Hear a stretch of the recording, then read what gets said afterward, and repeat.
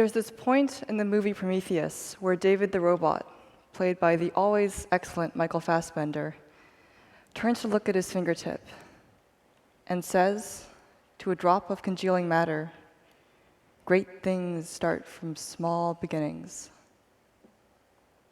And I love this thought. I love the thought that a thought, an insight, an intuition can birth an industry. And I look for these thoughts in the greatest moments in history. When the Wright brothers saw that the sky was just waiting for us to soar through it. When Bob Swanson, who founded Genentech and the biotech industry, saw that living things could make useful things. So one thought I can't get out of my head that I want to share with you today is the almost inconceivable notion that for the first moment in history, we are changing the way living things relate to time. And so what do I mean by that? Well, we all know what time is. It's this thing that just goes in one direction.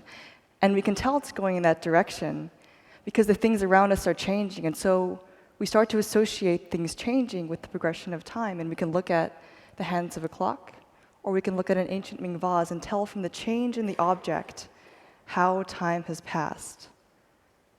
And we can look to living things and see us progress from babes to adults to elders, and view that progression as time and that journey as a finite amount of biological time. And so the extraordinary idea, the almost terrifying truth, is that for the first moment in history, we have the ability to change how our biology relates to the progression of time. And to illustrate what I mean by this, I want to show you what I would argue is one of the coolest organisms out there. It's this nematode called Chinerhabditis elegans. When I was growing up, I spent every waking moment with these guys. They were my best friends, which is a rather sad thing to say about one's adolescence. But they're these small, translucent little beings about as thin across as your fingernail. And the reason I loved being in lab, and the reason I will always be grateful to the woman who made everything in my life possible, Cynthia Kenyon at the University of UCSF, was you could be 12 years old and spend your midnights on weekdays fundamentally re-engineering how these organisms related to time. And so what do I mean by that? Well, if you take a cohort of nematodes and you look at how they relate to time, it's a very specific and set relationship. Sure, there's some variability overall, but it takes about X number of days to go from egg to larvae, X number of days to go from larvae to adult, and X number of days to go from adult to expiration. And so the surprising thing, the breakthrough that made all of our work possible was 30 years ago, when a lab found that a single genetic tweak, just one mutation, refactored the way the worm's biology related to time. And what I mean by that, it was as though the worm forgot that time existed. The worm, which normally stopped existing at the age of 20 days, was alive and wriggling at 120 and looked exactly the same as it did at 5. And again, it was as though the worm forgot that time was passing. And so what I'm showing you right now is not actually that experiment. And I can't tell you what it means to share this with you. This is the first piece of data I ever generated in a lab. And what you can see here is the curve tells you how the worm's health interacts with time. So you can see in the blue line what a normal worm looks like. Its health has a very specific relationship to time. And then you can see what we did. And when we took these worms and we did a lot of things to them, we could stretch out the amount of healthy biological time the worms experienced. And it was almost as though they forgot that days were passing. And these experiments are increasing in complexity. This was a slide generated by the Mayo Clinic in late 2011. What you can see here are two mice that are the same chronological age, but the mouse on the left has been treated with something, and the mouse on the right has been left untouched. And so what you can see is the mouse on the right is old and gaunt and hunched over and gray, and the mouse on the left is young and robust and fit.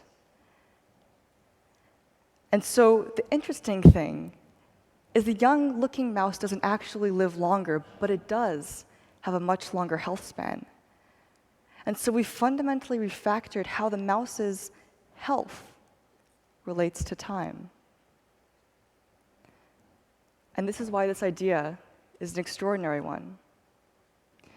Because if you look at the top 10 US diseases, you see cancer and Alzheimer's and heart disease and diabetes. And all of these things increase in prevalence with time. But pharma goes after each of them individually. And now you have this elegant concept that instead of going after each of the symptoms as a disease, you can go after our tie to time as a way to make us healthy far past the point the diseases normally occur. And this is why I love the people in this room. Because your minds are open, inquisitive, intuitive, excited, and you can take this idea and you can go and work on it, and you don't have to think, well, we've done it through diseases for 2,000 years, so that's how we ought to keep on going about it. No, your minds are open and looking for ideas, and I really hope you can take this one. And this is why I spent the past 2 years building what I can now say with pride is the first business entity of its kind to work on making these kinds of therapeutics a possibility in the preclinical space. But more than just medicine, consider how this touches us as humans. The Greeks have two concepts for time, Chronos and Kairos. Chronos refers to the incremental progression of seconds. Kairos refers to those moments in time of extraordinary importance. So the notion is, once we unbound what used to be a finite interval, Chronos becomes irrelevant, and Kairos becomes what truly matters.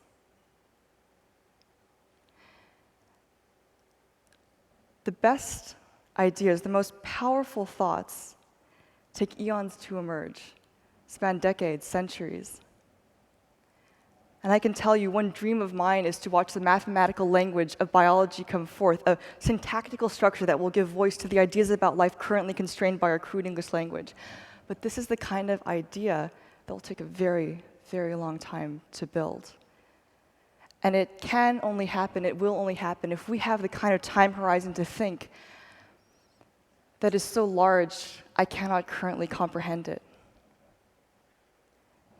And so the secret reason, the special reason, the real reason to work as hard as possibly we can to make these kinds of things a reality, to rid ourselves of the constraint of chronology.